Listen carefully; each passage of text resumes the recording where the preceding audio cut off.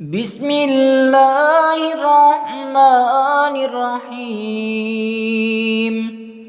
تبارك الذي بيده الملك وهو على كل شيء قدير، الذي خلق الموت والحياة ليبلوكم أيكم أحسن عملا وهو العزيز الغفور، الذي خلق 7 سماوات طباقا ما ترى في خلق الرحمن من تفاوت فارجع البصر هل ترى من فطور ثم ارجع البصر كرتين ينقلب إليك البصر خاسئا وهو حسير. ولقد زينا السماء الدنيا بمصابيح وجعلناها رجوما للشياطين وأعتدنا لهم عذاب السعير. وللذين كفروا بربهم عذاب جهنم وبئس المصير. إذا ألقوا فيها سمعوا لها شهيقا وهي تفور تكاد تميز من الغيظ، كلما ألقي فيها فوج سألهم خزنتها ألم يأتكم نذير قالوا بلى قد جاءنا نذير فكذبنا وقلنا ما نزل الله من شيء إن أنتم إلا في ضلال كبير. وقالوا لو كنا نسمع أو نعقل ما كنا في أصحاب السعير فاعترفوا بذنبهم فسحقا لأصحاب السعير. إن الذين يخشون ربهم بالغيب لهم مغفرة وأجر كبير.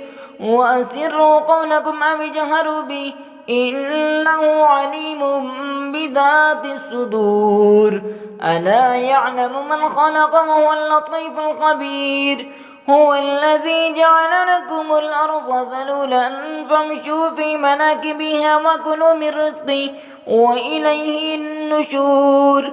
أأمنتم من في السماء أن يخسف بكم الأرض فإذا هي تمور أم أمنتم من في السماء أن يرسل عليكم حاصبا فستعلمون كيف نذير. ولقد كذب الذين من قبلهم فكيف كان نكير. أولم يروا إلى الطير فوقهم صافات ويقبضن ما يمسكهن إلا الرحمن إنه بكل شيء بصير. أمن هذا الذي هو جند لكم ينصركم من دون الرحمن إن الكافرون إلا في غرور. أمن هذا الذي يرزقكم إن أمسك رزقه بل لجوا في عتب ونفور.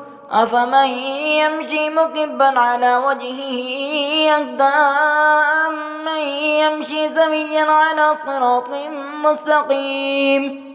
قل هو الذي أنشأكم وجعل لكم السمع والأبصار والأفئدة قليلا ما تشكرون. قل هو الذي ذرأكم في الأرض وإليه تحشرون.